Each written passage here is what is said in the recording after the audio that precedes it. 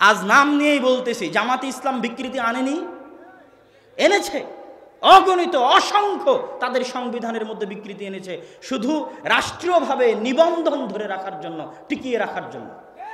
না হলে নিবন্ধন বাতিল হয়ে যাবে। 30% যদি নারী নেতৃত্ব না দেয় দলের মধ্যে, নিবন্ধন দিবে না সরকার।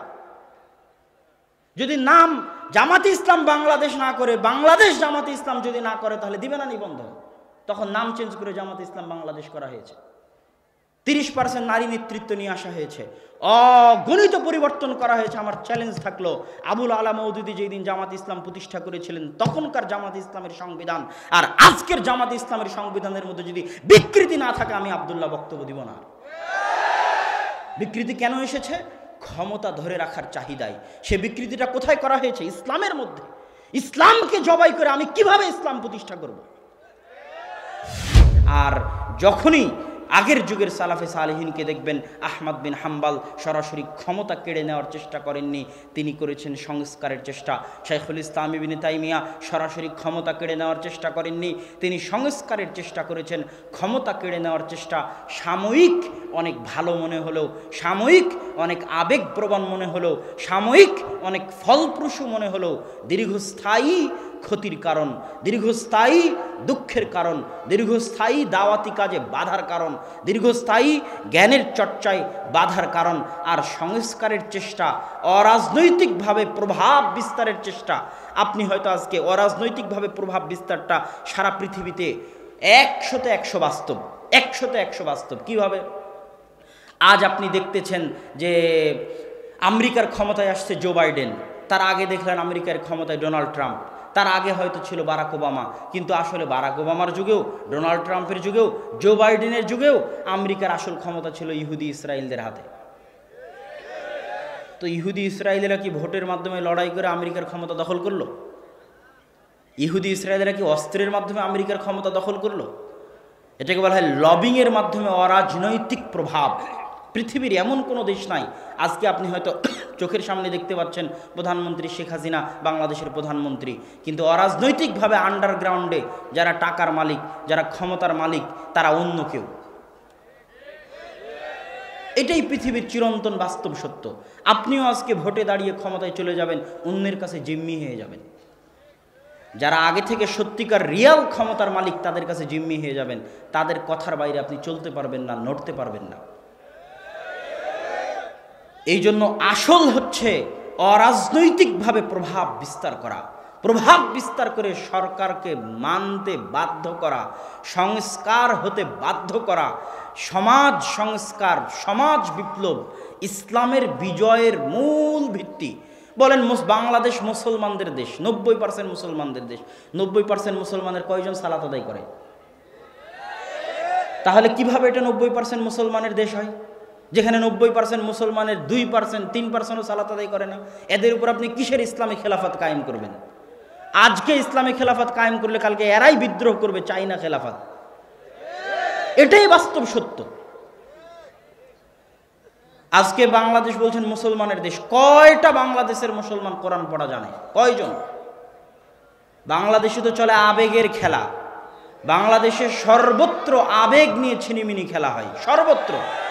যেমন আজকের এই প্রোগ্রামের আয়োজন করা হয়েছে জিকে একাডেমির মাঠে, এরপরে আসছে সালাফি কনফারেন্স 4-5 মার্চ। বাঙালি যেহেতু আবেগী জাতি, বিশাল সমাবেশ ঘটেছে, আরও বহু জায়গায় সমাবেশ ঘটবে। বাঙালি যেহেতু আবেগী জাতি, আজকে যদি ঘোষণা করা হয় মিছিলের আহ্বান, শত লোক লাখ লোকের অভাব হবে না। কালকে যদি আহ্বান করা হয় মানববন্ধনের, শত লোক লাখ লোকের অভাব হবে না। কালকে যদি আহ্বান করা হয় হরতাল অবরোধের, লোকের অভাব হবে না। সমাবেশের আহ্বান করা হয়, লোকের অভাব হবে না। আর যদি বলি আসেন এখানে কোরআন শেখানো হবে, কয়টা লোক আসবে? কথা বলেন না যে। আজকে জিকে একাডেমির মাঠে যদি আমি বলতাম কোরআন শিখাবো, কয়টা লোক আসবে? ওয়াল্লাহে আল্লাহর কসম, ওয়াল্লাহে আল্লাহর কসম, ওয়াল্লাহে আল্লাহর কসম, গতকাল থেকে নিয়ে আজ পর্যন্ত জিকে একাডেমির মাঠে যত বক্তা, যত আলেম, যত জ্ঞান গর্ভ আলোচনা করেছেন, তাতে উপস্থিত জনগণের যত উপকার হয়েছে, এই উপস্থিত জনগণকে যদি সূরা ফাতিহা শেখানো হতো, কোরআন শেখানো হতো, আলিফ বা তা সা শেখানো হতো, তার চেয়ে হাজার গুণ উপকারী হতো। কিন্তু সম্ভব নয়। কালকে আমিও সালাফি কনফারেন্সে এরকম সব বক্তারা আসবে, তারা বক্তব্য দিবে, কেন? আবেগী জাতি। জ্ঞান কঠিন জিনিস, ইলম কঠিন জিনিস। ইলমকে অর্জন করতে যায় না, এক লিল্লাহে তাকবীর দিয়ে 10টা গাড়ি ভেঙে দেওয়া অনেক সহজ। কিন্তু এক সূরা ফাতিহা সঠিকভাবে তেলাওয়াত করা, কোরআন সঠিকভাবে পড়তে পারা, জ্ঞান সঠিকভাবে অর্জন করতে পারা। ওমা খালাকতুল জিন্না ওয়াল ইনসা ইল্লা লিয়াবুদুন, জাতি এখনো বুঝতে পারেনি এই আয়াতের অর্থ যে লিয়াবুদুন মানে কি। ওমা খালাকতুল জিন্না ওয়াল ইনসা ইল্লা লিয়াবুদুন, এই আয়াতের অর্থ কি এটা এখনো মানুষ বুঝতে পারেনি। কালেমা লা ইলাহা ইল্লাল্লাহ এটার অর্থ কি এটা এখনো মানুষ বুঝতে পারেনি। কালেমা লা ইলাহা ইল্লাল্লাহ উলুহিয়াত, আল্লাহ সুবহানাহু ওয়া তাআলা বলেননি লা হাকিমা ইল্লাল্লাহ, নেই কোনো শাসক আল্লাহ ব্যতীত, অতএব দৌড়াও, তোমাকে শাসক হওয়ার জন্য দৌড়াতে হবে, এটা আল্লাহ সুবহানাহু ওয়া তাআলা বলেননি। আল্লাহ সুবহানাহু ওয়া তাআলা কি চেয়েছেন? তুমি শাসক থাকো, কিন্তু শাসক হয়েও দাসত্ব করো আল্লাহর। তুমি প্রজা থাকো, কিন্তু প্রজা হয়েও দাসত্ব করো আল্লাহর। এটা হচ্ছে উলুহিয়াত। যখনই বলা হবে লা হাকিমা ইল্লাল্লাহ, যখন সবাই শাসক হওয়ার জন্য দৌড়াবে, শুধু রক্তের খেলা চলবে, রক্তের খেলা চলবে, ক্ষমতার দ্বন্দ্ব, ক্ষমতার লড়াই চলবে। এই জন্য লা ইলাহা ইল্লাল্লাহর অর্থ মানুষ বুঝতে পারেনি। তাওহীদ মানুষকে এখনো বোঝানো যায়নি যে তাওহীদ কাকে বলে। ওমা খালাকতুল জিন্না ওয়াল ইনসা ইল্লা লিয়াবুদুন, ইবাদত করার জন্য সৃষ্টি করেছি। ইবাদত বললে আপনি বুঝবেন সালাত, সিয়াম, হজ, যাকাত। ইবাদতটা এসেছে আব্দুন থেকে, আব্দুল্লাহ আল্লাহর দাস, ইয়াবুদুন আল্লাহর দাসত্ব। আমি এবারের বহু বক্তব্যে আল্লাহর দাসত্ব বিষয়টা ক্লিয়ার করার চেষ্টা করেছি। পৃথিবীর কেউ না কেউ কোনো না কোনো কিছুর দাস, কেউ ক্ষমতার দাস, কেউ নারীর দাস, কেউ টাকার দাস, কেউ ফ্রি ফায়ার পাবজি গেমের দাস, কেউ ফেসবুকের দাস, কেউ টুইটারের দাস, কেউ জুয়া মদের আড্ডার দাস। আর একমাত্র পূর্ণ স্বাধীন, পূর্ণ আজাদ, যাবতীয় দাসত্ব থেকে মুক্ত সেই যে 100তে 100 আল্লাহর দাস। পৃথিবীতে একমাত্র স্বাধীন হাওয়ায় মুক্ত বাতাসে নিঃশ্বাস নিতে পারে সে যে 100তে 100 আল্লাহর দাস। রাসূল সাল্লাল্লাহু আলাইহি ওয়াসাল্লাম, খালিদ বিন ওয়ালিদ, ওমর ইবনুল খাত্তাব, আবু বকর, তাদেরকে রাসূল সাল্লাল্লাহু আলাইহি ওয়াসাল্লাম এমন কোন সোনার জাদুর চাবিকাঠি দিয়ে যাননি যেই চাবিকাঠিতে যেই তরবার নাড়ালে সব রোমান সাম্রাজ্য আর পারস্য সাম্রাজ্যের পতন হয়ে গেছে। আল্লাহ রাসূল তাদেরকে দিয়ে গেছিলেন কি? আল্লাহ রাসূল তাদেরকে দিয়ে গেছিলেন 100তে 100 আল্লাহর দাসত্ব। আল্লাহ রাসূল যদি তাদেরকে বলতেন শোনো, যেভাবেই হোক ক্ষমতায় থাকতে হবে, যেভাবেই হোক ক্ষমতা কিন্তু ছাড়া যাবে না, ক্ষমতায় থাকতে হবে, তখন আবু বকর রাদিয়াল্লাহু তাআলা প্রথম দিনই কম্প্রোমাইজ করতেন। কেননা কম্প্রোমাইজ করা ছাড়া ক্ষমতায় থাকা যায় না, এটাই বাস্তব। প্রথম দিনে আবু বকর রাদিয়াল্লাহু তাআলা কম্প্রোমাইজের রাস্তায় চলে যেতেন। এই যারা যাকাত অস্বীকার করেছে ওদের বিরুদ্ধে যুদ্ধ করা যাবে না, ওদের বিরুদ্ধে যুদ্ধে লাগলে তো আমার ক্ষমতার পতন হয়ে যেতে পারে, কিন্তু আমাকে তো ক্ষমতা ধরে রাখতে হবে, কেননা লা হাকিমা ইল্লাল্লাহ। নাউজুবিল্লাহ, এটা তাকে আল্লাহ রাসূল শিখাননি। আল্লাহ রাসূল শিখিয়েছেন যাবতীয় দাসত্ব থেকে মুক্ত থাকতে হবে।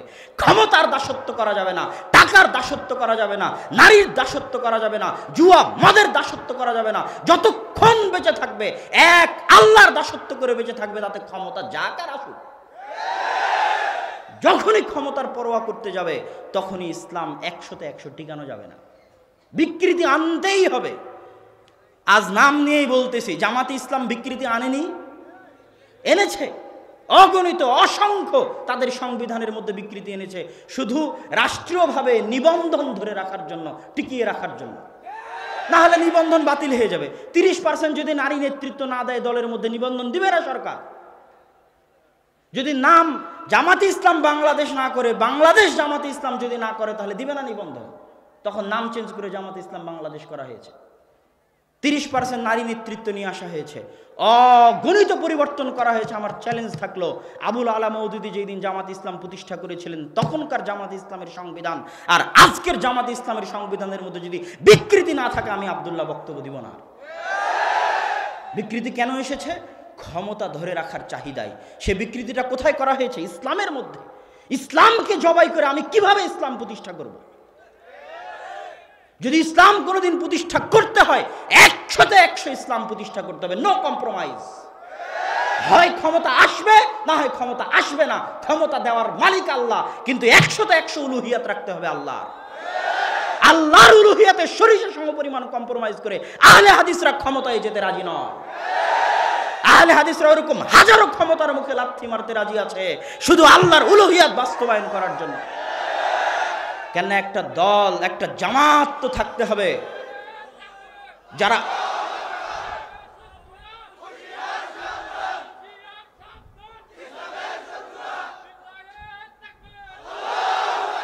কেননা একটা জামাত তো থাকতে হবে যারা ইসলামকে অবিকৃত রাখবে।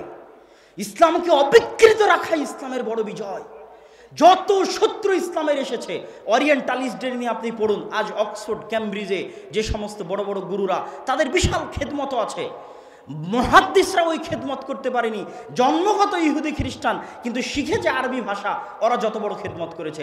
আমার ওস্তাদ মুফতি সাইদ আহমদ পালানপুরি বলতেন যে ওরিয়েন্টালিস্টদের একজন আছে, নাম আমি ভুলে গেছি, যে 16 বার মুসনাদে আহমদ প্রথম থেকে শেষ পর্যন্ত পড়েছে। কয়বার? 16 বার। ইহুদি খ্রিস্টান জন্মগত, গবেষণা করে কোরআন হাদিস নিয়ে তারা জাম আল মুফাহরাস বানিয়েছে, হাদিসের শব্দগুলোকে ডিকশনারি ভিত্তিক সাজিয়েছে। মানে নিয়াত শব্দ লেখার পর লিখেছে যে নিয়াত শব্দটা আবু দাউদে এত নাম্বার হাদিসে আছে, নিয়াত শব্দটা তিরমিজিতে এত নাম্বার হাদিসে আছে, নিয়াত শব্দটা ইবনে মাজাতে এত নাম্বার হাদিসে আছে। এই ডিকশনারি কোনো মুসলমান আহলে হাদিস, মুসলমান মুহাদ্দিস তৈরি করেনি, ওরিয়েন্টালিস্ট ইহুদি খ্রিস্টানরা তৈরি করেছে। কেন? তারা চেয়েছে ইসলামের মধ্যে বিকৃতি ঢুকাতে, একটা ধর্মের অবিকৃত থাকাই ওই ধর্মের আসল বিজয়।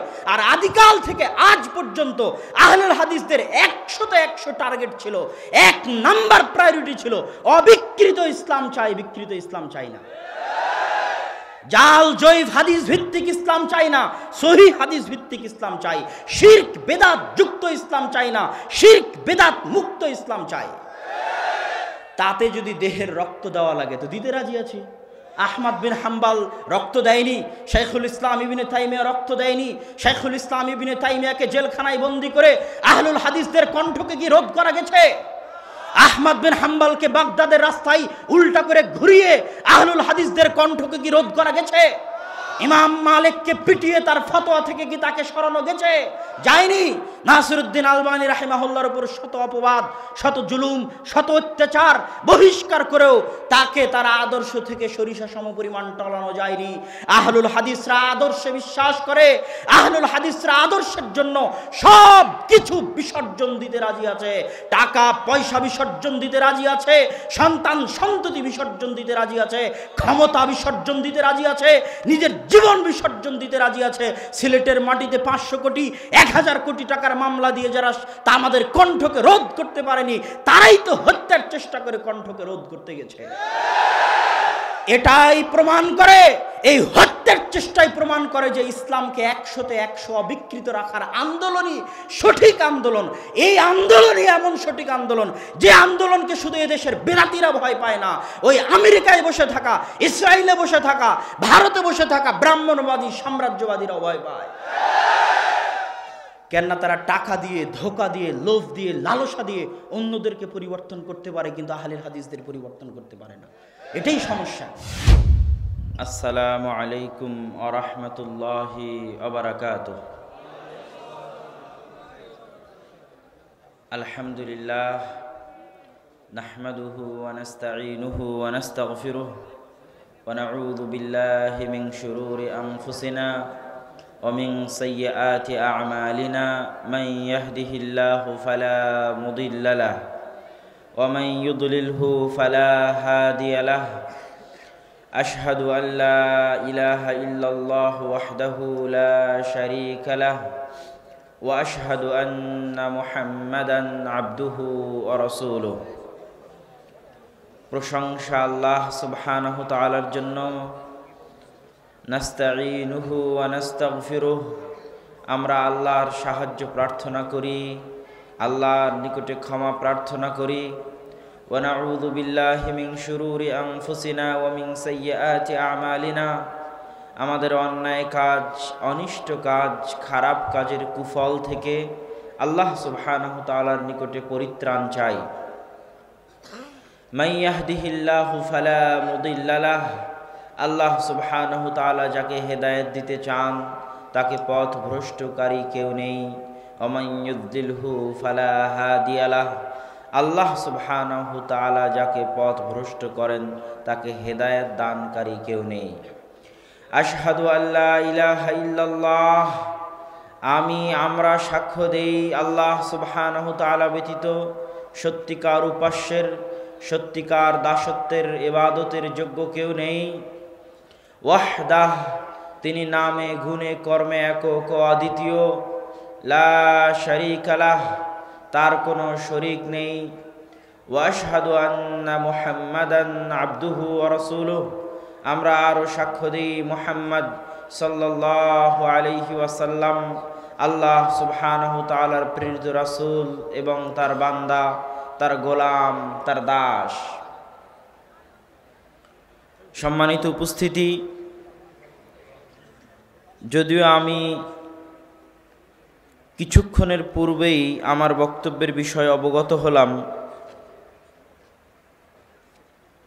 জঙ্গিবাদ ও সন্ত্রাস নির্মূলে কি করণীয়। আমার পূর্বে শ্রদ্ধেয় শায়েখ ডক্টর মুসলিহুদ্দিন হাফিজাহুল্লাহ আহলুল হাদিসদের বিভিন্ন ইতিহাস, বিভিন্ন অবদান নিয়ে আলোচনা করছিলেন। আমিও কিছু কিছু ক্ষেত্রে আহলুল হাদিসদের, বিশেষ করে ইলমি খিদমাত ভারত উপমহাদেশের মাটিতে এবছর বহু বক্তব্যে আলোচনা করার চেষ্টা করেছি। ওনার বক্তব্যে মোটামুটি জেহাদে, ব্রিটিশ বিরোধী জেহাদে আহলুল হাদিসদের অবদান, রাজনীতির ক্ষেত্রে আহলুল হাদিসদের অবদান অনেকটাই ফুটে উঠেছে। আমি সংক্ষিপ্ত আকারে ভারত উপমহাদেশের ইলমি জগতে আহলুল হাদিসদের কি অবদান রয়েছে তার প্রতি সংক্ষিপ্ত আলোকপাত করে আমার বক্তব্যের মূল বিষয়ের দিকে এগিয়ে যাব ইনশাআল্লাহ। ভারত উপমহাদেশে হাদিসের চর্চা, কোরআনের চর্চা আজকে নতুন নয়, 150-200 বছর পূর্বেও নতুন নয়। ইতিহাস বলে খায়রুল কুরুন তথা যেই যুগকে রাসূল সাল্লাল্লাহু আলাইহি ওয়াসাল্লাম সর্বশ্রেষ্ঠ যুগ বলেছেন, সেই যুগেও ভারত পাকিস্তানের মাটিতে কোরআন এবং হাদিসের চর্চা হয়েছে। কুতুবে সিত্তাহ, বুখারী, মুসলিম, আবু দাউদ, নাসাই, তিরমিজি, ইবনে মাজাহ, 6 জনেরই শিক্ষক কুতাইবা বিন সাঈদ আল বাগলানি, বহু হাদিস পাবেন কুতুবে সিত্তাতে শুরু হবে হাদ্দাসানা কুতাইবা, হাদ্দাসানা কুতাইবা, বহু অগণিত হাদিস কুতুবে সিত্তার। সহিহ বুখারী হোক, সহিহ মুসলিম হোক, সুনানুত তিরমিজি, জামিউত তিরমিজি হোক, সুনানে আবি দাউদ হোক, নাসাই হোক, ইবনে মাজাহ হোক, হাদ্দাসানা কুতাইবা, কুতাইবা আমাদেরকে হাদিস শুনিয়েছেন মর্মে ইমাম বুখারী বলছেন, ইমাম মুসলিম বলছেন, আবু দাউদ বলছেন, নাসাই বলছেন, তিরমিজি বলছেন, ইবনে মাজা বলছেন। অথচ এই কুতাইবা পাকিস্তানের সীমান্তবর্তী বাগলান অঞ্চলের একজন মানুষ, তথা সেই যুগেও ভারত পাকিস্তানের সীমান্তবর্তী অঞ্চলে কোরআন এবং হাদিসের চর্চা হতো। পাকিস্তানের একটি শহর মানসুরাবাদ, যার পরিচয় ইতিহাসের পাতায় পাওয়া যায়। বহু ইতিহাসবিদ লিখেছেন যে 400 শতাব্দী হিজরিতে, 300 শতাব্দী হিজরির পরে এই অঞ্চলগুলোতে মানসুরাবাদ, পাকিস্তানের মানসুরাবাদ, যেটা সিন্ধু প্রদেশের অন্তর্গত, বর্তমান সিন্ধু প্রদেশের অন্তর্গত, এই অঞ্চলগুলোতে না হানাফি মাজহাবের অনুসারী ছিল, না মালিকি মাজহাবের অনুসারী ছিল, না শাফিঈ মাজহাবের অনুসারী ছিল, না হাম্বলি মাজহাবের অনুসারী ছিল, না মুআতাজিলা মুরজিয়া ফিরকার অনুসারী ছিল। এই অঞ্চলগুলোতে শুধুমাত্র স্বাধীনভাবে কোরআন এবং হাদিসের অনুসরণের চর্চা ছিল, তথা আহলুল হাদিসদের অস্তিত্ব ছিল। আরও আশ্চর্য হবেন, ইতিহাসের পাতায় এমন কিছু বড় বড় ব্যক্তিত্ব দেখা গেছে যারা এমন বড় বড় কারনামা আঞ্জাম দিয়েছে, অথচ সেগুলো তারা আঞ্জাম দিয়েছেন ভারত পাকিস্তানের মাটিতে বসে এবং বহু আগে। মাশারিকুল আনোয়ারের কথা বলেন, যেখানে তিনি বুখারী মুসলিমকে একত্রিত করেছেন। ইমাম সাগানি এবং মিন্নাতুল বারি পড়লে পাবেন, আমি সেখানে উল্লেখ করেছি সহিহ বুখারীর নুসখা, পাণ্ডুলিপি, সহিহ বুখারীর যে পাণ্ডুলিপি থেকে আজকে আমরা প্রকাশিত সহিহ বুখারী পাচ্ছি, প্রিন্টেড সহিহ বুখারী পাচ্ছি, টাইপ করা সহিহ বুখারী পাচ্ছি। এই সহিহ বুখারী যে সমস্ত পাণ্ডুলিপির সহযোগিতা নিয়ে তৈরি করা, তার একটা পাণ্ডুলিপি ছিল ইমাম সাগানির, যিনি মাশারিকুল আনোয়ার নামক গ্রন্থ লিখেছিলেন, জন্ম পাকিস্তানের লাহোরে। তার পরবর্তীতে আরও বহু আলেম ছিলেন যারা ভারত পাকিস্তানের মাটিতে কোরআন এবং হাদিসের খেদমত করেছেন। ইমাম তাহের পাটনি, পাটনার অধিবাসী, তিনি অনেক গ্রন্থ লিখেছেন হাদিসের ওপরে। কঠিন কঠিন রাবির নামের উপর গ্রন্থ লিখেছেন, মাজমাউ বাহারিল আনোয়ার লিখেছেন, আরও অনেক গ্রন্থ লিখেছেন, যেই গ্রন্থগুলোতে কোরআন এবং হাদিসের কঠিন শব্দ, হাদিসের কঠিন কঠিন রাবির পরিচয়, এই জিনিসগুলো তিনি সেখানে ফুটিয়ে তুলেছেন। অথচ তিনি এই যুগের আলেম নন, অনেক আগের আলেম। তো ভারত উপমহাদেশের মাটিতে কোরআন এবং হাদিসের চর্চা অনেক আগে থেকেই ছিল, যেগুলো ইতিহাসের পাতা ঘাটলে দেখা যায়। তবে ভারত পাকিস্তানের মাটিতে হাদিস চর্চার স্বর্ণযুগ, যেই স্বর্ণযুগের কারণে আজ কোরআন এবং হাদিস টিকে আছে বলে মানুষ মনে করে, বিজ্ঞ ব্যক্তিরা মনে করে। যখন মার্কাজুল ইলম পরিবর্তন হতে থেকেছে, কখনো মার্কাজুল ইলম ছিল বাগদাদ, কখনো মার্কাজুল ইলম ছিল হিজাজ, কখনো মার্কাজুল ইলম ছিল বুখারা সামারকান্দ, কখনো মার্কাজুল ইলম ছিল নিশাপুর রায়। এই মার্কাজুল ইলমগুলো পরিবর্তন হতে থেকেছে। কখনো মার্কাজুল ইলম ছিল আন্দালুস, স্পেন। আমরা হয়তো স্পেনকে ভুলতে বসেছি, কিন্তু আমি আমার বহু বক্তব্যে ইশারা করেছি, ইঙ্গিত করেছি যে কত বড় বড় আলেম স্পেনের মাটিতে ছিলেন, আন্দালুসের মাটিতে ছিলেন। ইবনু হাজাম আন্দালুসি বিরাট বড় মুহাদ্দিস, অনেক বড় মুহাদ্দিস। তার আল মুহাল্লা বিল আসার, আব্বুরা সাধারণত যে সমস্ত বই দেখে ফতোয়া দিয়ে থাকে, সেই সমস্ত বইয়ের একটা গুরুত্বপূর্ণ বই হচ্ছে আল মুহাল্লা বিল আসার, যে বইটা সাজানোই হয়েছে আসার দিয়ে।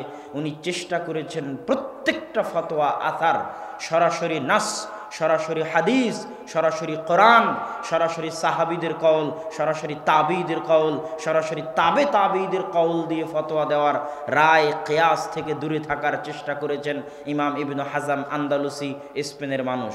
তাফসিরে কুরতুবির লেখক ইমাম কুরতুবা, যেটাকে ইংরেজিতে বলা হয় কর্ডোভা, সেটাকে আরবিতে বলা হয় কুরতুবা। তিনি স্পেনের কর্ডোভা নগরীর অধিবাসী। তাফসিরে কুরতুবির লেখক ইমাম কুরতুবি। হাফিজুল মাগরিব ইবনু আব্দুল বার 463 হিজরিতে একই সাথে হাফিজুল মাগরিব মারা গেছেন, হাফিজুল মাশরিক মারা গেছেন। হাফিজুল মাশরিক বলা হতো খতিব বাগদাদিকে। মাশরিক মানে হচ্ছে পূর্বের হাফেজ, পূর্বের দেশগুলোর সবচেয়ে বড় হাফেজ আলেম। খতিব বাগদাদিও 463 হিজরিতে মারা যান। হাফিজুল মাগরিব পশ্চিমের দেশগুলোর সবচেয়ে বড় হাফেজ, সবচেয়ে বড় আলেম ইবনু আব্দুল বার 463 হিজরিতে মারা যান।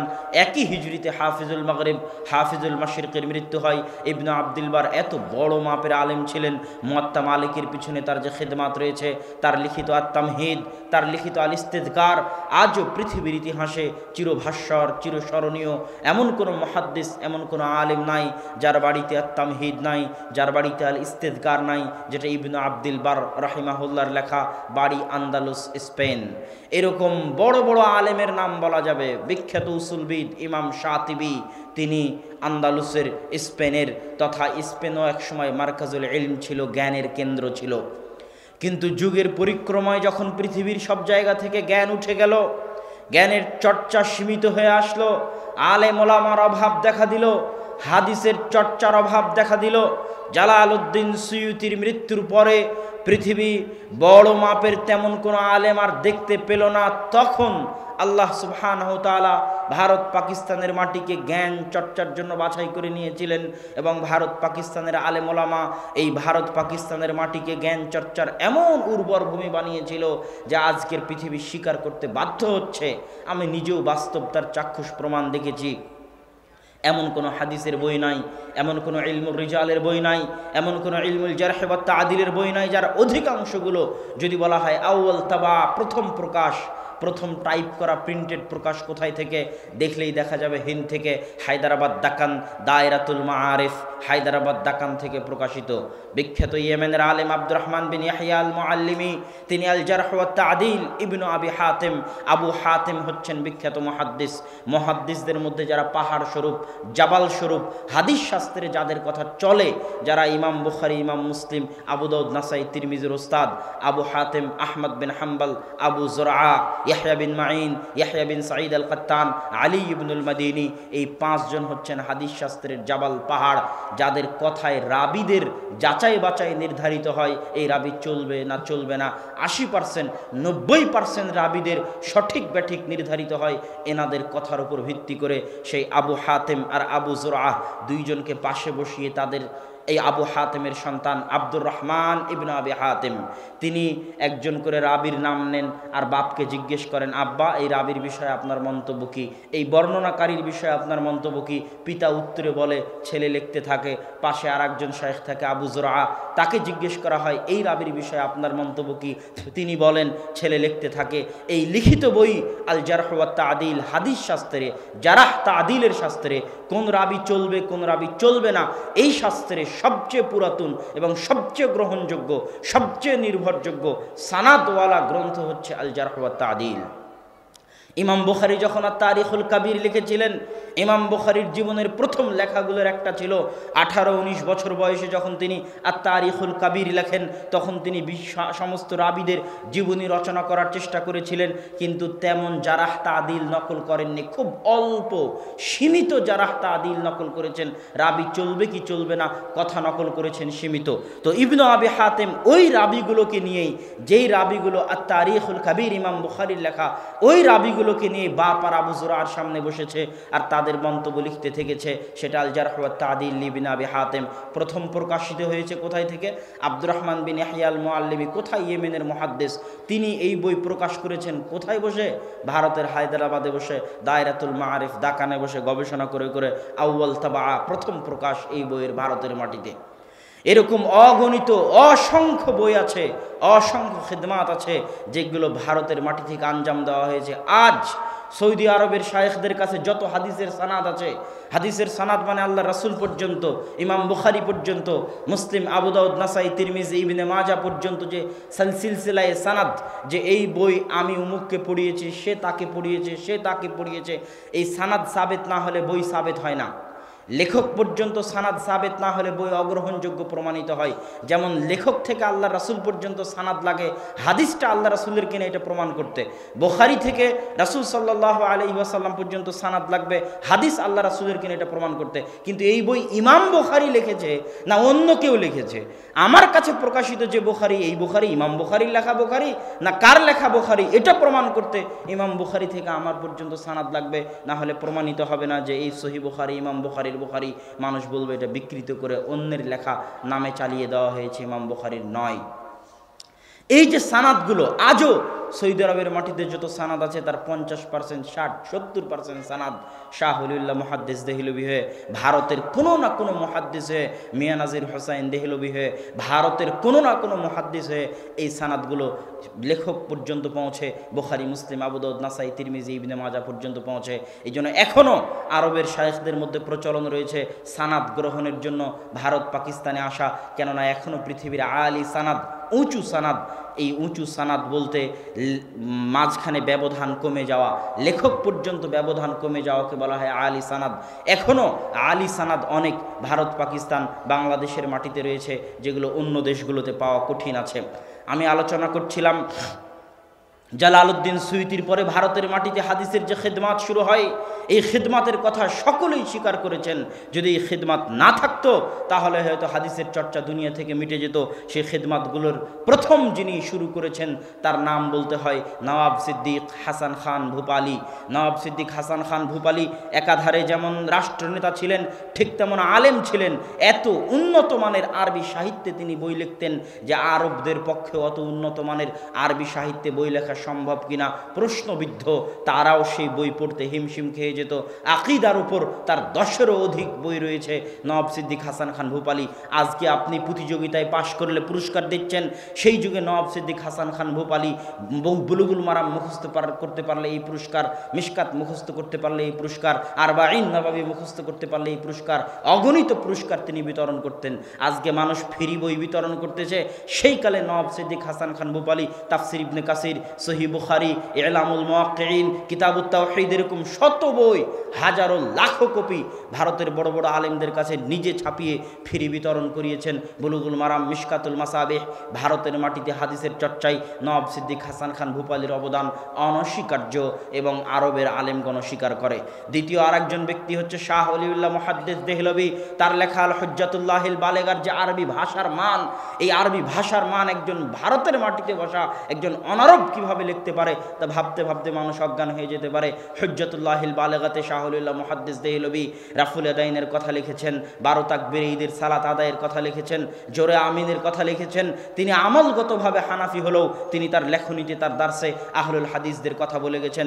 শাহুল্লাহ মুহাদ্দিস দেহলভীর মাধ্যমে মূলত ভারতের মাটিতে জমে থাকা শিরক, বেদাত, জুমুদ, তাকলিদের যে জুমুদ ভারতের মাটিতে জেঁকে বসেছিল, সেটার বিরুদ্ধে প্রথম আন্দোলন মূলত তিনি ইলমি আন্দোলন পরিচালনা করেছিলেন। তার ছেলে তার মৃত্যুর পর আব্দুল আজিজ মুহাদ্দিস দেহলভী, যিনি প্রথম ভারতকে দারুল কুফর ঘোষণা করেন। দারুল কুফর মানে যার বিরুদ্ধে জিহাদ করা যায়, যার গনিমতের মাল লুণ্ঠন করা যায়, যার জোরপূর্বক ক্ষমতা দখল করা যায়, সেটাকে বলা হয় দারুল কুফর। যেহেতু ভারত দারুল ইসলাম ছিল, মুসলমানেরা যেহেতু ভারত শাসন করত, সেহেতু যতক্ষণ ভারতকে দারুল কুফর বলা না হচ্ছে ততক্ষণ জিহাদ জায়েজ হবে না। প্রথম ভারতকে দারুল কুফর বলে ফতোয়া দিয়েছিলেন আব্দুল আজিজ মুহাদ্দিস দেহলভী। তার লেখা বই বুস্তানুল মুহাদ্দিসিন ইসলামিক ফাউন্ডেশন থেকে অনুবাদ করা আছে। মুহাদ্দিসদের বই পুস্তক জীবনী নিয়ে তিনি সেই বই লিখেছেন। সম্মানিত উপস্থিতি, আব্দুল আজিজ মুহাদ্দিস দেহলভীর পরে তার হাদিসের মসনাদ, দেহলভী মানে দিল্লির অধিবাসী, দিল্লির অধিবাসীকে বলা হয় দেহলভী। তার হাদিসের মসনাদ আঁকড়ে ধরেন শাহ ইসহাক মুহাদ্দিস দেহলভী। ইসহাক মুহাদ্দিস দেহলভী পর্যন্ত ভারত, পাকিস্তান, বাংলাদেশের আহলে হাদিস বলেন, দেওবন্দি বলেন, বেরলভী বলেন, সকলের হাদিসের সানাদ, সকলের উস্তাদ এক এবং একক।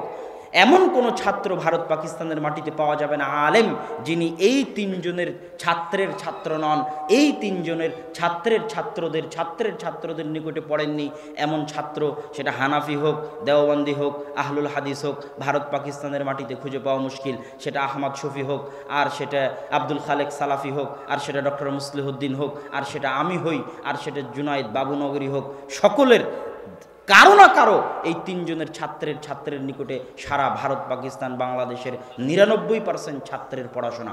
শাহ ইসহাক মুহাদ্দিস দেহলভীর পর দার্স ভাগ হয়ে যায়। আহলুল হাদিস এবং দেওবন্দি, যেটা আমরা বলতে পারি, তারা মুখোমুখি অবস্থান গ্রহণ করে মিয়া নাজির হুসাইন দেহলভীর শক্ত ভূমিকার কারণে। মিয়া নাজির হুসাইন দেহলভীর আগে শিরক, বেদাতের বিরুদ্ধে, হাদিসের উপর আমলের পক্ষে, তাকলিদের বিরুদ্ধে কঠোর ও কঠিনভাবে ভূমিকা রাখার সাহস তেমন কেউ করেননি। প্রথম করেছিলেন মাওলানা ইসমাইল শহীদ আর মিয়া নাজির হুসাইন দেহলভী। মাওলানা ইসমাইল শহীদ করেছিলেন জিহাদের মাঠে। মাওলানা ইসমাইল শহীদ এবং সৈয়দ আহমদ বেরলভী তারা আগেই জিহাদ শুরু করেননি, সারা ভারতে 5 বছর ব্যাপী দাওয়াতি বিপ্লব চালিয়েছেন।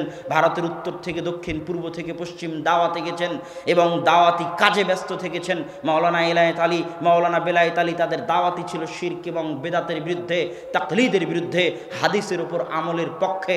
রাফুল আদাইন করতে হবে, জোরা আমিন বলতে হবে, এগুলোর প্রচার এবং প্রচলন কঠোরভাবে তিনি প্রথম শুরু করেছিলেন। তার বই তাকবিয়াতুল ঈমান যদি আজকেও পড়েন আপনি আশ্চর্য হবেন, এই অন্ধকার ভারতের মাটিতে শিরকের বিরুদ্ধে, বেদাতের বিরুদ্ধে কত কঠোর কলম তিনি সেই যুগে ধরেছেন, তা ভাবতে অবাক লাগে। আপনি যদি মনে করেন দিবস কেন শিরক, আব্দুর রাজ্জাক বিন ইউসুফ কেন বলে দিবস শিরক, আপনাকে তাকবিয়াতুল ঈমান পড়তে হবে। শাহ ইসমাইল শহীদ রাহিমাহুল্লাহ লিখে যাওয়া, সেখানে তিনি শিরকের আকীদা, তাওহীদের আকীদা, বেদাত এবং সুন্নাতের আকীদা স্পষ্ট করেছেন। ঠিক আর একদিকে মিয়া নাজির হুসাইন দেহলভী, তার 1.5 লক্ষ ছাত্র ছিল।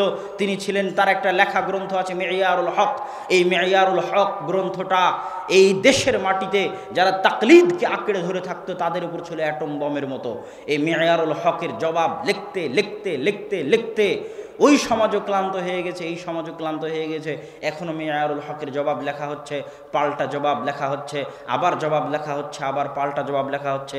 150 বছর হয়ে গেছে, কিন্তু বইয়ের জবাব, পাল্টা জবাব এখনও চলতেই আছে। সেই বইয়ের নাম মেয়ারুল হক, লিখেছেন মিয়া নাজির হুসাইন দেহলভী। তার 1.5 লক্ষ ছাত্র আজ সারা পৃথিবীতে যেখানে যত আহলে হাদিস দেখতে পাচ্ছেন, বংশালের আহলে হাদিস বলেন, বেরায়েতের আহলে হাদিস বলেন, বল্লার আহলে হাদিস বলেন, আর নতুন আমরা যারা দাওয়াতি কাজে দেখতে পাচ্ছেন বড় বড় আলেম ওলামাদেরকে, সেটা আব্দুর রাজ্জাক বিন ইউসুফ হোক, আর আকরামুজ্জামান বিন আব্দুস সালাম হোক, আরও যত আলেম ওলামাকে দাওয়াতি ময়দানে দেখতে পাচ্ছেন, তারা সকলেই মিয়া নাজির হুসাইন দেহলভীর ছাত্ররা।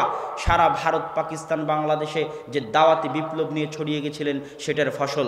তার 4 জন ছাত্রের কথা না বললেই নয়। একজন আব্দুর রহমান আল মুবারকপুরি, একজন শামসুল হক আল আজিমাবাদী, একজন সানাউল্লাহ অমৃতসুরি, একজন আবদুল্লাহ গাজীপুরি। এটা ইতিহাস, এই ইতিহাস মনে রাখতে হবে। মনে না রাখতে পারাটা ব্যর্থতা। আমি দারুল উলুম দেওবন্দে পড়েছি, প্রত্যেক ক্লাসে এমন কোনো ক্লাস নাই যেই ক্লাসে দারুল উলুম দেওবন্দের শিক্ষকেরা বলতেন না যে হামারে আকাবির ने ये फरमाया, मौलाना कासिम नानुतुबी साहब ने ये फरमाया, उमुक साहब ने ये फरमाया। তারা তাদের আকাবিরদের ইতিহাসগুলো ধরে রেখেছে তাদের দার্সে, তাদের তারদিসে, তাদের বক্তব্যে, তাদের লেখনীতে। কিন্তু আহলুল হাদিসরা তাদের সালাফ, তাদের আকাবিরদের ইতিহাস ভুলে গেছে, ধরে রাখার চেষ্টা করে না, চর্চা করার চেষ্টা করে না। আব্দুর রহমান মোবারকপুরীর নাম মুখস্থ করতে হবে, প্রত্যেক আহলে হাদিস সন্তানের জানা থাকতে হবে। শামসুল হক আজিমাবাদীর নাম, সানাউল্লাহ অমৃতসরীর নাম। আজকে অন্যরা বলতেছে যে তারা ফাতেহে কাদিয়ানিয়াত, কাদিয়ানীদের বিরুদ্ধে নাকি তাদের আন্দোলন সবচেয়ে সফল। হ্যাঁ, তারাও আন্দোলন করেছে, এই কথা সত্য, কিন্তু কাদিয়ানীদের বিরুদ্ধে সবচেয়ে সঠিক, সবচেয়ে মজবুত, সবচেয়ে কঠোর, সবচেয়ে কার্যকরী, সবচেয়ে সফল আন্দোলনের লিডার ছিলেন মাওলানা সানাউল্লাহ অমৃতসরী। এবং তার সাথে মোবাহালাতেই, তার সানাউল্লাহ অমৃতসরীর সাথে মোবাহালাতেই গোলাম আহমদ কাদিয়ানির মৃত্যু হয়। গোলাম আহমদ কাদিয়ানি এবং সানাউল্লাহ অমৃতসরীর যে মোবাহালা, সেটা ঐতিহাসিক মোবাহালা। আমি যদি সত্যের উপর থাকি তাহলে তোমার মৃত্যু আগে হবে, আর তুমি যদি সত্যের উপর থাকো তাহলে আমার মৃত্যু আগে হবে। এই মর্মে তারা মোবাহালা করলেন। গোলাম আহমদ কাদিয়ানি আগে মারা গেলেন। গোলাম আহমদ কাদিয়ানির মৃত্যুর প্রায় 40 বছর পর পর্যন্ত নবুয়তের, খাতমে নবুয়তের জীবন্ত মুআজিজা হিসেবে পৃথিবীর বুকে জীবিত ছিলেন মাওলানা সানাউল্লাহ অমৃতসরী। বলা হয় একই টেবিলে শিয়া আসুক, সুন্নি আসুক, ব্রিলভী আসুক, দেওবন্দি আসুক, আর আরারিয়া সমাজ আসুক, হিন্দু আসুক, বৌদ্ধ আসুক, ইহুদি আসুক, খ্রিস্টান আসুক, সকলের সাথে একই মঞ্চে তর্ক বিতর্ক করে সকলকে পরাজিত করতে পারবেন, এরকম জ্ঞান আল্লাহ সানাউল্লাহ অমৃতসরীকে দান করেছিলেন। তিনি আহলুল হাদিস নামে একটা পত্রিকা, আখবারে আহলুল হাদিস নামে একটা পত্রিকা প্রতি মাসে প্রকাশ করতেন। স্বাধীনতার সময় শিখেরা, হিন্দুরা তার অমৃতসর হচ্ছে ভারত পাকিস্তানের সীমান্তবর্তী অঞ্চল, পাঞ্জাব, ভারতের পাঞ্জাবের অমৃতসরে তার যে লাইব্রেরি ছিল, বিশাল লাইব্রেরি, শিখেরা, হিন্দুরা সেই বিশাল লাইব্রেরির আগুনে জ্বালিয়ে দিয়েছিল। মাওলানা আবুল কালাম আজাদ দিল্লি থেকে পুলিশ পাঠিয়েও ওই লাইব্রেরি রক্ষা করতে পারেননি। এখানে একটা মজার জিনিস হচ্ছে, মাওলানা সানাউল্লাহ অমৃতসরী পাকিস্তানের পক্ষে, মাওলানা আবুল কালাম আজাদ ভারতের পক্ষে। মাওলানা আবুল কালাম আজাদ অখণ্ড ভারতের পক্ষে, মাওলানা সানাউল্লাহ অমৃতসরী দ্বিজাতি তত্ত্ব, মুসলমানদের নিয়ে আলাদা পাকিস্তান তৈরি করতে হবে, সেটার পক্ষে। এই মতভেদ থাকার পরেও মাওলানা আবুল কালাম আজাদ যেহেতু আহলুল হাদিস ছিলেন, আমি আমার বহু বক্তব্যে আহলুল হাদিসদের ইতিহাসে বলেছি যে মাওলানা মোহাম্মদ জুনাগড়ি, যিনি সর্বপ্রথম তাফসির ইবনে কাসিরকে উর্দুতে অনুবাদ করেছেন, যিনি সর্বপ্রথম ইলামুল মুওয়াক্কিনকে উর্দু অনুবাদ করেছেন, যেই উর্দু অনুবাদ থেকে মাওলানা মোহাম্মদ জুনাগড়ির জামাই ডক্টর মুজিবুর রহমান বাংলায় অনুবাদ করেছেন, ওই ডক্টর মুজিবুর রহমানের শ্বশুর মাওলানা মোহাম্মদ জুনাগড়ি, যার অগণিত বই আছে মোহাম্মদী নামে, সাইফে মোহাম্মদী, শামিঈ মোহাম্মদী, দেরায়াতে মোহাম্মদী, হেদায়াতে মোহাম্মদী, এরকম মোহাম্মদী নামে, কায়েদায়ে মোহাম্মদী, সালাতে মোহাম্মদী, তার মোহাম্মদী নামে বহু বই আছে। এই জন্য একটা সময় আহলে হাদিস সমাজে আহলে হাদিসদেরকে আহলে হাদিস বলা হতো না, মোহাম্মদী বলা হতো, যে উমুক মোহাম্মদী, উমুক হানাফি, উনি মোহাম্মদী নামে এক সিরিয়ালে অগণিত অসংখ্য বই লিখেছেন। খুতবায়ে মোহাম্মদী, কায়দায়ে মোহাম্মদী, এগুলো সব তার লেখা বই ছিল। এই মাওলানা মোহাম্মদ জুনাগড়ি যখন ইলামুল মুওয়াক্কিনের উর্দু অনুবাদ করলেন, তাফসির ইবনে কাসিরের উর্দু অনুবাদ করলেন প্রথম, তখন ওই মাওলানা আবুল কালাম আজাদ, যিনি কংগ্রেসের নেতা, যিনি ভারতের শিক্ষামন্ত্রী, অখণ্ড ভারতের পক্ষে, তিনি তখন এই ইলামুল মুওয়াক্কিনের উর্দু ভূমিকা লিখে দিয়েছিলেন, আহলে হাদিস ছিলেন বলে। তো মাওলানা সানাউল্লাহ অমৃতসরী পাকিস্তানের পক্ষে হওয়ার পরেও, আর মাওলানা আবুল কালাম আজাদ অখণ্ড ভারতের পক্ষে হওয়ার পরেও, মাওলানা সানাউল্লাহ অমৃতসরী আহলে হাদিস হওয়ার কারণে তার লাইব্রেরিকে রক্ষা করার জন্য আপ্রাণ চেষ্টা করেছিলেন মাওলানা আবুল কালাম আজাদ, কিন্তু রক্ষা করতে পারেননি। ওই হারানো লাইব্রেরি ফেলে দিয়ে মাওলানা সানাউল্লাহ অমৃতসরী পাকিস্তানে ফিরে যান, এবং পাকিস্তানে ফিরে যাওয়ার পরে হিজরতের পরে 1 বছরের মাথায় তিনি মারা যান। বলছিলাম মিয়া নাজির হোসাইন দেহলভী রাহিমাহুল্লাহর আরেকজন ছাত্র আব্দুর রহমান আল মুবারকপুরী সারা পৃথিবীতে সুনানে তিরমিজির সর্ববিশুদ্ধ, সবচেয়ে উন্নত আরবি ব্যাখ্যা গ্রন্থ, আরবি ভাষ্য গ্রন্থ, যা পৃথিবীর সকল আলেমের নিকটে রয়েছে। সকল আলেম এক বাক্যে সুনানে তিরমিজির এই ব্যাখ্যা গ্রন্থকে শ্রেষ্ঠ ব্যাখ্যা গ্রন্থ বলে স্বীকৃতি দিয়েছে। সেই তুহফাতুল আহওয়াজির লেখক মাওলানা আব্দুর রহমান আল মুবারকপুরী, ভারতের মানুষ, জামিয়া রাহমানিয়ার ফারেক, দিল্লির বুকে জামিয়া রাহমানিয়া, যেটা এখন জামিয়া মিল্লিয়া ইসলামিয়া নামে পরিচিত, ইসলামিক ইউনিভার্সিটি, ওই জামিয়া মিল্লিয়া ইসলামিয়ার জায়গাতেই জামিয়া রাহমানিয়া দিল্লি ছিল। কিন্তু জামিয়া রাহমানিয়া দিল্লির জেলা পরিচালক ছিলেন, তারা ছিলেন অখণ্ড ভারতের বিরোধী এবং পাকিস্তানের পক্ষে। এই জন্য যখন ভারত পাকিস্তান আলাদা হয় তখন তারা জামিয়া রহমানিয়া দিল্লির বই পুস্তক দিল্লি সরকারের হাতে হস্তান্তর করে দিয়ে ছেড়ে দিয়ে পাকিস্তানে হিজরত করেন। পাকিস্তানে গিয়ে আবার তারা জামিয়া রহমানিয়া প্রতিষ্ঠা করেছিলেন। জামিয়া রহমানিয়া ছিল ভারতের মাটিতে মার্কাজুল ইলম আহলুল হাদিসদের মার্কাজ। জামিয়া রহমানিয়া বন্ধ হয়ে যাওয়ার পর থেকে নিয়ে 60 শতকের আগ পর্যন্ত দীর্ঘ 20 বছর আহলুল হাদিসদের কোনো কেন্দ্রীয় মার্কাজ ভারতের মাটিতে ছিল না। পরবর্তীতে জামিয়া সালাফিয়া বানারস প্রতিষ্ঠা হওয়ার মাধ্যমে ভারতের মাটিতে আহলুল হাদিসদের ইলমি মার্কাজ হয়। যেই জামিয়া সালাফিয়া বানারস থেকে দীর্ঘ 5 বছর আব্দুর রহমান বিন আব্দুর রাজ্জাক পড়াশোনা করে এসেছে। বলছিলাম আব্দুর রহমান আল মুবারকপুরীর কথা, উনি জামিয়া রহমানিয়ার ফারিক। আব্দুর রহমান আল মুবারকপুরী তুহফাতুল আহওয়াজির লেখক, আরেকটা বইয়ের তিনি লেখক। সেই বইয়ের কথা না বললেই নয়। বুলুগুল মারাম আহলুল হাদিসদের মাদ্রাসাগুলোতে পড়ানো হয়।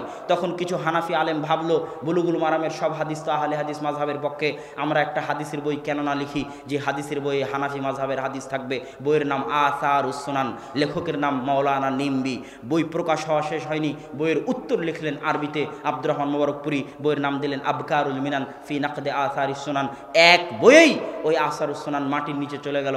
ভারতের কোনো হানাফি মাদ্রাসার সাহস হলো না আর ওই আসারুস সুনানকে সিলেবাসের অন্তর্ভুক্ত করার, শুধু আব্দুর রহমান মুবারকপুরীর আবকারুল মিনান ফি নাকদে আসারিস সুনান এই গ্রন্থের কারণে। এরকম আরেকটা গ্রন্থ ভারতের আলেম ওলামা লেখার চেষ্টা করেছেন মৌলানা আশরাফ আলী থানবির পরামর্শে। মৌলানা জাফর আহমদ থানবি, মৌলানা আশরাফ আলী থানবি আবার অখণ্ড ভারতের পক্ষে ছিলেন।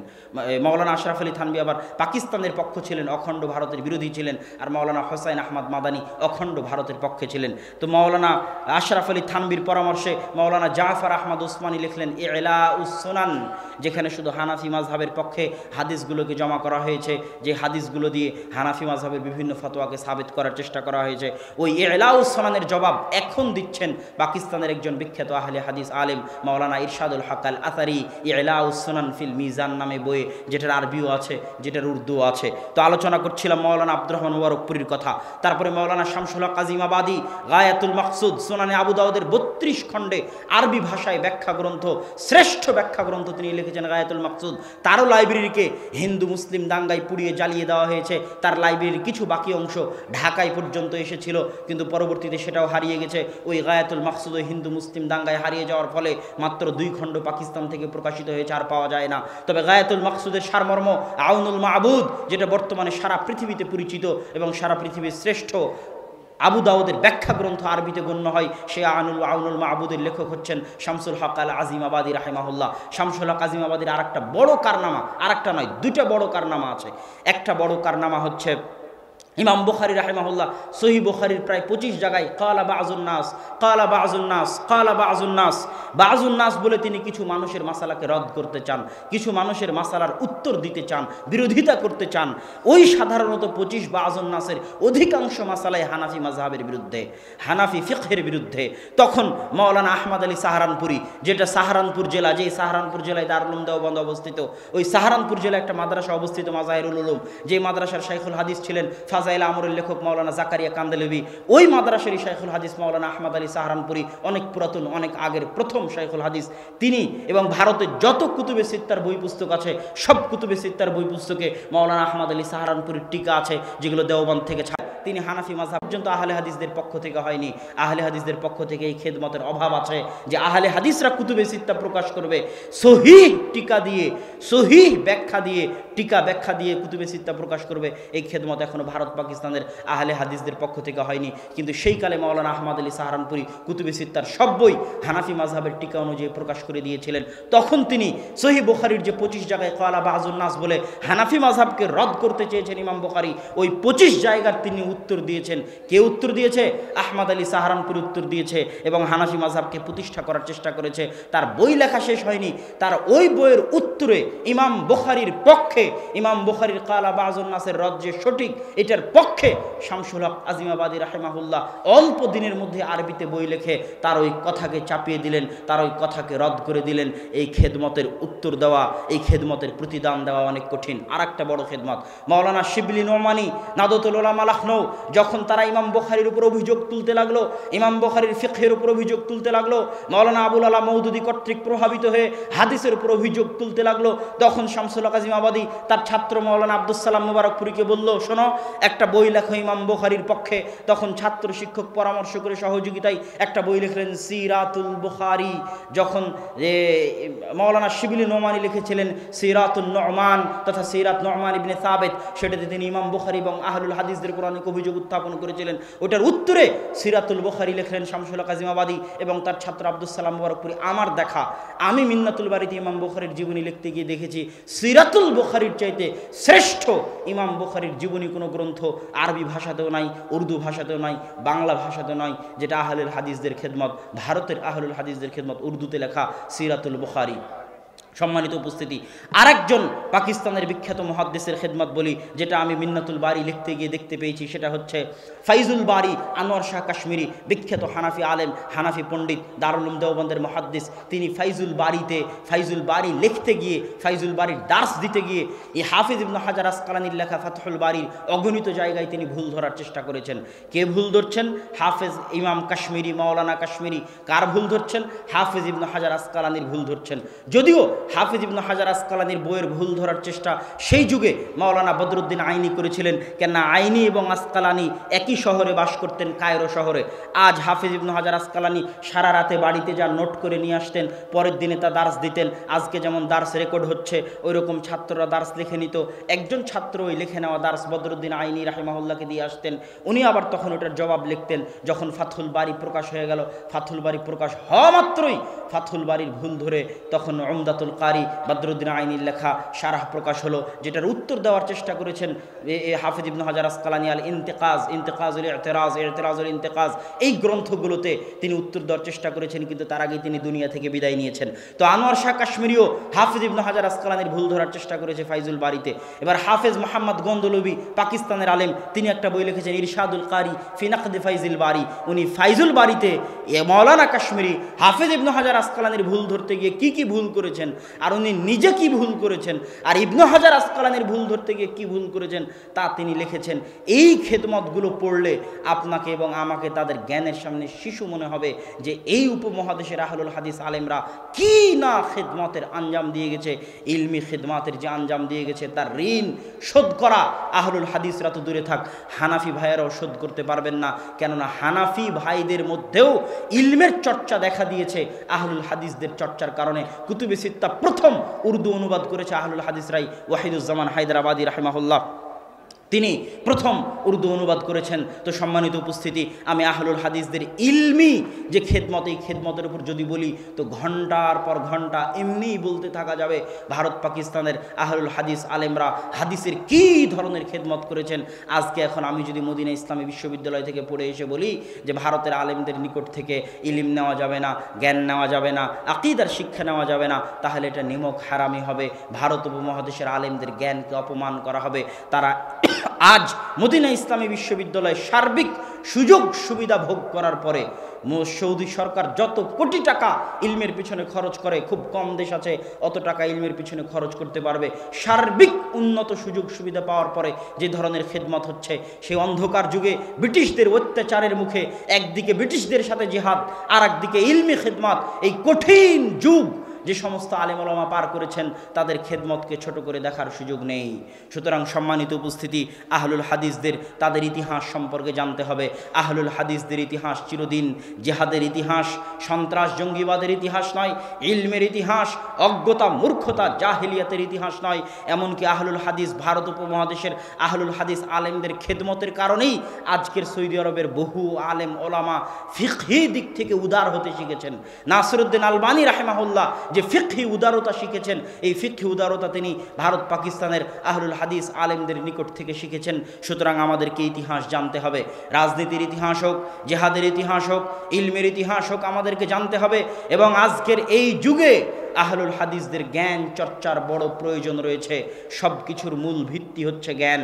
আজ ভারতে পাকিস্তানে যে ইসলাম টিকে আছে, এটার ভিত্তি গণতন্ত্র নয়, এটার ভিত্তি ধর্মনিরপেক্ষতাবাদ নয়, এটার ভিত্তি সেকুলারিজম নয়, এটার ভিত্তি ডেমোক্রেসি নয়, এটার ভিত্তি শুধুই জ্ঞানের চর্চা, মসজিদ মাদ্রাসা নির্মাণের মাধ্যমে জ্ঞানের চর্চাকে ধরে রাখা আজ রোহিঙ্গাদের কাছে নাই। কি জন্য তারা তাদের স্বকীয়তা ধরে রাখতে পারেনি কেন? তাদের মধ্যে থেকে জ্ঞানের চর্চা উঠে গেছিল। সেকুলারিজম থাকলেও, গণতন্ত্র থাকলেও তাদের উত্থান ঘটবে না যদি জ্ঞান না থাকে। আজ চীনের মুসলমানদের তাদের সেই স্বকীয়তা কেন হারিয়ে ফেলেছে? অত্যাচারিত, নির্যাতিত কেন? সেখানে যদি সেকুলারিজমও থাকে, ডেমোক্রেসিও থাকে, গণতন্ত্রও থাকে, ধর্মনিরপেক্ষতাও থাকে, কিন্তু জ্ঞানের চর্চা না থাকে, তাহলে ওই উত্থান ঘটবে না। উত্থান ঘটানোর জন্য জ্ঞানের চর্চার প্রয়োজন। জ্ঞান আসল, জ্ঞান নূর। ইসলাম এসেছে জাহিলিয়াতের বিপরীতে। জাহিলিয়াত হচ্ছে মূর্খতা, আর ইসলাম হচ্ছে জ্ঞান। জ্ঞানের চর্চা যত বাড়বে, আমি সালাফে সালেহিনের জীবনী পড়ে দেখেছি। সালাফে সালেহিনগণ বহু বক্তব্যে আমি বলেছি, সালাফে সালেহিনগণ সবসময় ছিলেন সংস্কারপন্থী। সংস্কারকে তারা সবচেয়ে বেশি গুরুত্ব দিতেন। কেননা সরাসরি ক্ষমতা দখল করার চেষ্টা করা অস্থিতিশীলতার একটা বড় মাধ্যম, নৈরাজ্যতার একটা বড় মাধ্যম। আজ লিবিয়ার মাটিতে দেখেন, সিরিয়ার মাটিতে দেখেন, ইয়েমেনের মাটিতে দেখেন, ক্ষমতা দখল করতে গিয়েই অস্ত্র হাতে উঠিয়ে নিয়ে গণতন্ত্রের নামেই হোক আর জেহাদ জঙ্গিবাদের নামেই হোক, অস্ত্র হাতে উঠিয়ে নিয়ে মুআম্মার আল গাদ্দাফিদের চলে যাওয়ার পরে, এই শাসকদের চলে যাওয়ার পরে আজ লিবিয়া, সিরিয়া, ইয়েমেনের মাটি মুসলমানদের রক্তে রঞ্জিত। মুসলমানদের রক্তে লালে লাল। এক মুসলমান আর এক মুসলমানকে কাফের ফতোয়া দিয়ে হত্যা করতেছে। কেননা তার আকীদায় সমস্যা আছে, তার জ্ঞানে সমস্যা আছে, তার বিদ্যায় ত্রুটি আছে। আর যখনই আগের যুগের সালাফে সালেহিনকে দেখবেন, আহমদ বিন হাম্বাল সরাসরি ক্ষমতা কেড়ে নেওয়ার চেষ্টা করেননি, তিনি করেছেন সংস্কারের চেষ্টা। শাইখুল ইসলাম ইবনে তাইমিয়া সরাসরি ক্ষমতা কেড়ে নেওয়ার চেষ্টা করেননি, তিনি সংস্কারের চেষ্টা করেছেন। ক্ষমতা কেড়ে নেওয়ার চেষ্টা সাময়িক অনেক ভালো মনে হলেও, সাময়িক অনেক আবেগপ্রবণ মনে হলেও, সাময়িক অনেক ফলপ্রসূ মনে হলেও দীর্ঘস্থায়ী ক্ষতির কারণ, দীর্ঘস্থায়ী দুঃখের কারণ, দীর্ঘস্থায়ী দাওয়াতি কাজে বাধার কারণ, দীর্ঘস্থায়ী জ্ঞানের চর্চায় বাধার কারণ। আর সংস্কারের চেষ্টা, অরাজনৈতিকভাবে প্রভাব বিস্তারের চেষ্টা, আপনি হয়তো আজকে অরাজনৈতিকভাবে প্রভাব বিস্তারটা সারা পৃথিবীতে 100-100 বাস্তব, 100-100 বাস্তব। কীভাবে? আজ আপনি দেখতেছেন যে আমেরিকার ক্ষমতায় আসছে জো বাইডেন, তার আগে দেখলেন আমেরিকার ক্ষমতায় ডোনাল্ড ট্রাম্প, তার আগে হয়তো ছিল বারাক ওবামা। কিন্তু আসলে বারাক ওবামার যুগেও, ডোনাল্ড ট্রাম্পের যুগেও, জো বাইডেনের যুগেও আমেরিকার আসল ক্ষমতা ছিল ইহুদি ইসরায়েলদের হাতে। তো ইহুদি ইসরায়েলেরা কি ভোটের মাধ্যমে লড়াই করে আমেরিকার ক্ষমতা দখল করলো? ইহুদি ইসরায়েলেরা কি অস্ত্রের মাধ্যমে আমেরিকার ক্ষমতা দখল করলো? এটাকে বলা হয় লবিংয়ের মাধ্যমে অরাজনৈতিক প্রভাব। পৃথিবীর এমন কোনো দেশ নাই, আজকে আপনি হয়তো চোখের সামনে দেখতে পাচ্ছেন প্রধানমন্ত্রী শেখ হাসিনা বাংলাদেশের প্রধানমন্ত্রী, কিন্তু অরাজনৈতিকভাবে আন্ডারগ্রাউন্ডে যারা টাকার মালিক, যারা ক্ষমতার মালিক, তারা অন্য কেউ। এটাই পৃথিবীর চিরন্তন বাস্তব সত্য। আপনিও আজকে ভোটে দাঁড়িয়ে ক্ষমতায় চলে যাবেন, অন্যের কাছে জিম্মি হয়ে যাবেন। যারা আগে থেকে সত্যিকার রিয়াল ক্ষমতার মালিক, তাদের কাছে জিম্মি হয়ে যাবেন। তাদের কথার বাইরে আপনি চলতে পারবেন না, নড়তে পারবেন না। এই জন্য আসল হচ্ছে অরাজনৈতিকভাবে প্রভাব বিস্তার করা, প্রভাব বিস্তার করে সরকারকে মানতে বাধ্য করা, সংস্কার হতে বাধ্য করা। সমাজ সংস্কার, সমাজ বিপ্লব ইসলামের বিজয়ের মূল ভিত্তি। বলেন বাংলাদেশ মুসলমানদের দেশ, 90% মুসলমানদের দেশ, 90% মুসলমানের কয়জন সালাত আদায় করে? তাহলে কিভাবে এটা 90% মুসলমানের দেশ হয়, যেখানে 90% মুসলমানের 2%, 3%ও সালাত আদায় করে না? এদের উপর আপনি কিসের ইসলামী খেলাফত কায়েম করবেন? আজকে ইসলামী খেলাফত কায়েম করলে কালকে এরাই বিদ্রোহ করবে, চাই না খেলাফত। এটাই বাস্তব সত্য। আজকে বাংলাদেশ বলছেন মুসলমানের দেশ, কয়টা বাংলাদেশের মুসলমান কোরআন পড়া জানে? কয়জন? বাংলাদেশে তো চলে আবেগের খেলা। বাংলাদেশে সর্বত্র আবেগ নিয়ে ছিনিমিনি খেলা হয়, সর্বত্র। যেমন আজকের এই প্রোগ্রামের আয়োজন করা হয়েছে জিকে একাডেমির মাঠে, এরপরে আসছে সালাফি কনফারেন্স 4-5 মার্চ। বাঙালি যেহেতু আবেগী জাতি, বিশাল সমাবেশ ঘটেছে, আরও বহু জায়গায় সমাবেশ ঘটবে। বাঙালি যেহেতু আবেগী জাতি, আজকে যদি ঘোষণা করা হয় মিছিলের আহ্বান, শত লোক লাখ লোকের অভাব হবে না। কালকে যদি আহ্বান করা হয় মানববন্ধনের, শত লোক লাখ লোকের অভাব হবে না। কালকে যদি আহ্বান করা হয় হরতাল অবরোধের, লোকের অভাব হবে না। সমাবেশের আহ্বান করা হয়, লোকের অভাব হবে না। আর যদি বলি আসেন এখানে কোরআন শেখানো হবে, কয়টা লোক আসবে? কথা বলেন না যে। আজকে জিকে একাডেমির মাঠে যদি আমি বলতাম কোরআন শিখাবো, কয়টা লোক আসবে? ওয়াল্লাহে আল্লাহর কসম, ওয়াল্লাহে আল্লাহর কসম, ওয়াল্লাহে আল্লাহর কসম, গতকাল থেকে নিয়ে আজ পর্যন্ত জিকে একাডেমির মাঠে যত বক্তা, যত আলেম, যত জ্ঞান গর্ভ আলোচনা করেছেন, তাতে উপস্থিত জনগণের যত উপকার হয়েছে, এই উপস্থিত জনগণকে যদি সূরা ফাতিহা শেখানো হতো, কোরআন শেখানো হতো, আলিফ বা তা সা শেখানো হতো, তার চেয়ে হাজার গুণ উপকারী হতো। কিন্তু সম্ভব নয়। কালকে আমিও সালাফি কনফারেন্সে এরকম সব বক্তারা আসবে, তারা বক্তব্য দিবে, কেন আবেগী জাতি। জ্ঞান কঠিন জিনিস, ইলম কঠিন জিনিস। ইলমকে অর্জন করতে যায় না, এক লিল্লাহে তাকবীর দিয়ে 10টা গাড়ি ভেঙে দেওয়া অনেক সহজ। কিন্তু এক সূরা ফাতিহা সঠিকভাবে তেলাওয়াত করা, কোরআন সঠিকভাবে পড়তে পারা, জ্ঞান সঠিকভাবে অর্জন করতে পারা। ওমা খালাকতুল জিন্না ওয়াল ইনসা ইল্লা লিয়াবুদুন, জাতি এখনো বুঝতে পারেনি এই আয়াতের অর্থ যে লিয়াবুদুন মানে কি। ওমা খালাকতুল জিন্না ওয়াল ইনসা ইল্লা লিয়াবুদুন, এই আয়াতের অর্থ কি এটা এখনো মানুষ বুঝতে পারেনি। কালেমা লা ইলাহা ইল্লাল্লাহ, এটার অর্থ কি এটা এখনো মানুষ বুঝতে পারেনি। কালেমা লা ইলাহা ইল্লাল্লাহ উলুহিয়াত, আল্লাহ সুবহানাহু ওয়া তাআলা বলেননি লা হাকিমা ইল্লাল্লাহ, নেই কোনো শাসক আল্লাহ ব্যতীত, অতএব দৌড়াও, তোমাকে শাসক হওয়ার জন্য দৌড়াতে হবে, এটা আল্লাহ সুবহানাহু ওয়া তাআলা বলেননি। আল্লাহ সুবহানাহু ওয়া তাআলা কি চেয়েছেন? তুমি শাসক থাকো, কিন্তু শাসক হয়েও দাসত্ব করো আল্লাহর। তুমি প্রজা থাকো, কিন্তু প্রজা হয়েও দাসত্ব করো আল্লাহর। এটা হচ্ছে উলুহিয়াত। যখনই বলা হবে লা হাকিমা ইল্লাল্লাহ, যখন সবাই শাসক হওয়ার জন্য দৌড়াবে, শুধু রক্তের খেলা চলবে, রক্তের খেলা চলবে, ক্ষমতার দ্বন্দ্ব, ক্ষমতার লড়াই চলবে। এই জন্য লা ইলাহা ইল্লাল্লাহর অর্থ মানুষ বুঝতে পারেনি। তাওহীদ মানুষকে এখনো বোঝানো যায়নি যে তাওহীদ কাকে বলে। ওমা খালাকতুল জিন্না ওয়াল ইনসা ইল্লা লিয়াবুদুন, ইবাদত করার জন্য সৃষ্টি করেছি। ইবাদত বললে আপনি বুঝবেন সালাত, সিয়াম, হজ, যাকাত। ইবাদতটা এসেছে আব্দুন থেকে, আব্দুল্লাহ, আল্লাহর দাস। ইয়াবুদুন, আল্লাহর দাসত্ব। আমি এবারের বহু বক্তব্যে আল্লাহর দাসত্ব বিষয়টা ক্লিয়ার করার চেষ্টা করেছি। পৃথিবীর কেউ না কেউ কোনো না কোনো কিছুর দাস। কেউ ক্ষমতার দাস, কেউ নারীর দাস, কেউ টাকার দাস, কেউ ফ্রি ফায়ার পাবজি গেমের দাস, কেউ ফেসবুকের দাস, কেউ টুইটারের দাস, কেউ জুয়া মদের আড্ডার দাস। আর একমাত্র পূর্ণ স্বাধীন, পূর্ণ আজাদ, যাবতীয় দাসত্ব থেকে মুক্ত সেই যে 100তে 100 আল্লাহর দাস। পৃথিবীতে একমাত্র স্বাধীন হাওয়ায় মুক্ত বাতাসে নিঃশ্বাস নিতে পারে সে যে 100তে 100 আল্লাহর দাস।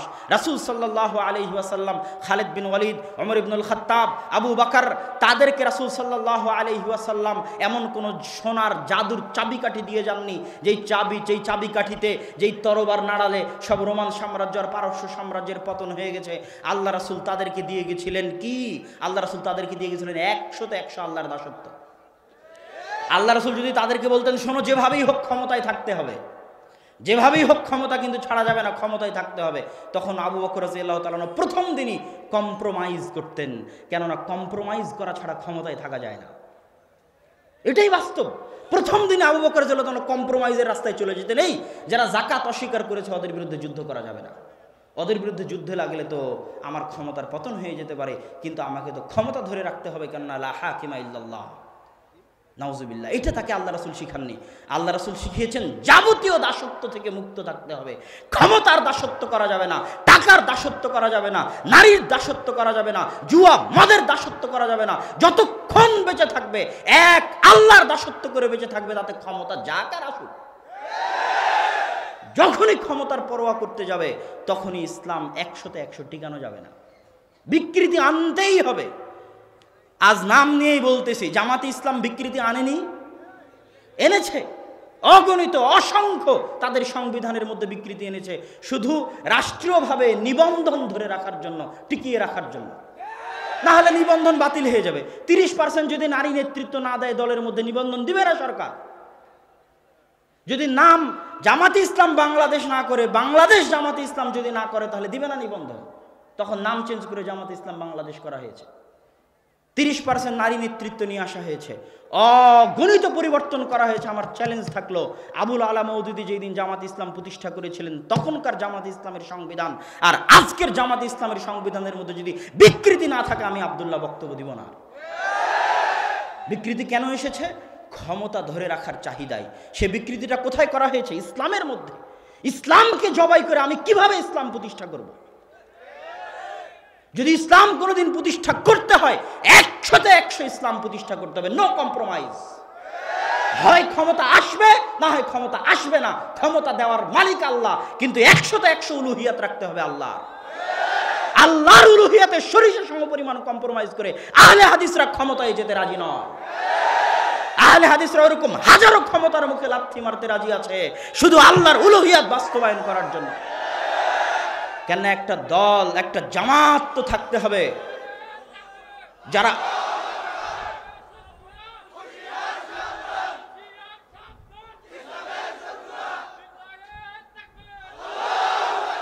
কেননা একটা জামাত তো থাকতে হবে যারা ইসলামকে অবিকৃত রাখবে। ইসলামকে অবিকৃত রাখাই ইসলামের বড় বিজয়। যত শত্রু ইসলামের এসেছে, ওরিয়েন্টালিস্টদের নিয়ে আপনি পড়ুন, আজ অক্সফোর্ড ক্যামব্রিজে যে সমস্ত বড় বড় গুরুরা, তাদের বিশাল খেদমত আছে। মুহাদ্দিসরা ওই খেদমত করতে পারেনি, জন্মগত ইহুদি খ্রিস্টান, কিন্তু শিখেছে আরবি ভাষা, ওরা যত বড় খেদমত করেছে।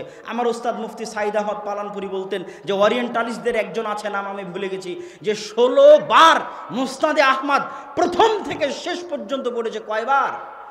16 বার। ইহুদি খ্রিস্টান জন্মগত, গবেষণা করে কোরআন হাদিস নিয়ে তারা জাম আল মুফাহরাস বানিয়েছে, হাদিসের শব্দগুলোকে ডিকশনারি ভিত্তিক সাজিয়েছে। মানে নিয়াত, নিয়াত শব্দ লেখার পর লিখেছে যে নিয়াত শব্দটা আবু দাউদে এত নাম্বার হাদিসে আছে, নিয়াত শব্দটা তিরমিজিতে এত নাম্বার হাদিসে আছে, নিয়াত শব্দটা ইবনে মাজাতে এত নাম্বার হাদিসে আছে। এই ডিকশনারি কোনো মুসলমান আহলে হাদিস, মুসলমান মুহাদ্দিস তৈরি করেনি, ওরিয়েন্টালিস্ট ইহুদি খ্রিস্টানরা তৈরি করেছে। কেন? তারা চেয়েছে ইসলামের মধ্যে বিকৃতি ঢুকাতে। একটা ধর্মের অবিকৃত থাকাই ওই ধর্মের আসল বিজয়। আর আদিকাল থেকে আজ পর্যন্ত আহলুল হাদিসদের 100% টার্গেট ছিল, 1 নাম্বার প্রায়োরিটি ছিল অবিকৃত ইসলাম চাই, বিকৃত ইসলাম চাই না। জাল জয়ীফ হাদিস ভিত্তিক ইসলাম চাই না, সহিহ হাদিস ভিত্তিক ইসলাম চাই। শিরক বেদাত যুক্ত ইসলাম চাই না, শিরক বেদাত মুক্ত ইসলাম চাই। তাতে যদি দেহের রক্ত দেওয়া লাগে তো দিতে রাজি আছি। আহমদ বিন হাম্বল রক্ত দেয়নি, শাইখুল ইসলাম ইবনে তাইমিয়া রক্ত দেয়নি। শাইখুল ইসলাম ইবনে তাইমিয়াকে জেলখানায় বন্দী করে আহলুল হাদিসদের কণ্ঠকে কি রোধ করা গেছে? আহমদ বিন হাম্বলকে বাগদাদের রাস্তায় উল্টা করে ঘুরিয়ে আহলুল হাদিসদের কণ্ঠকে কি রোধ করা গেছে? ইমাম মালিককে পিটিয়ে তার ফতোয়া থেকে কি তাকে সরানো গেছে? যায়নি। নাসিরউদ্দিন আলবানী রাহিমাহুল্লাহর উপর শত অপবাদ, শত জুলুম, শত অত্যাচার, বহিষ্কার করেও তাকে তার আদর্শ থেকে সরিষা সমপরিমাণ টলানো যায়নি।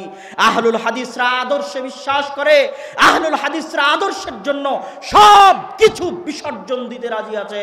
টাকা পয়সা বিসর্জন দিতে রাজি আছে, সন্তান সন্ততি বিসর্জন দিতে রাজি আছে, ক্ষমতা বিসর্জন দিতে রাজি আছে, নিজের জীবন বিসর্জন দিতে রাজি আছে। সিলেটের মাটিতে 500 কোটি 1000 কোটি টাকার মামলা দিয়ে যারা তা আমাদের কণ্ঠকে রোধ করতে পারেনি, তারাই তো হত্যার চেষ্টা করে কণ্ঠকে রোধ করতে গেছে। এটাই প্রমাণ করে, এই হত্যার চেষ্টাই প্রমাণ করে যে ইসলামকে 100% অবিকৃত রাখার আন্দোলনই সঠিক আন্দোলন। এই আন্দোলনই এমন সঠিক আন্দোলন যে আন্দোলনকে শুধু এদেশের বেলাতিরা ভয় পায় না, ওই আমেরিকায় বসে থাকা, ইসরায়েলে বসে থাকা, ভারতে বসে থাকা ব্রাহ্মণবাদী সাম্রাজ্যবাদীরাও ভয় পায়। কেননা তারা টাকা দিয়ে, ধোঁকা দিয়ে, লোভ দিয়ে, লালসা দিয়ে অন্যদেরকে পরিবর্তন করতে পারে, কিন্তু আহলে হাদিসদের পরিবর্তন করতে পারে না। এটাই সমস্যা। সম্মানিত উপস্থিতি, এই জন্য আমি আমার বক্তব্যে যেটা বুঝাতে চেয়েছি, সংক্ষিপ্ত সারমর্ম কথায়, এত বিস্তারিত এখানে বলার মতো সময় নেই, বক্তব্য শেষ করে দিতে হবে। আসল কথা হচ্ছে লা ইলাহা ইল্লাল্লাহর অর্থ বুঝতে হবে এবং আহলুল হাদিসরা কি চায় সেটা পরিষ্কার বুঝতে হবে। ক্ষমতা চায় না, এই কথা অসম্ভব। ক্ষমতা আমরা চাই, কিন্তু কোনো প্রকার কম্প্রোমাইজ করে নয়। ক্ষমতা আমাদের টার্গেট নয়, আমাদের টার্গেট আল্লাহর উলুহিয়াত।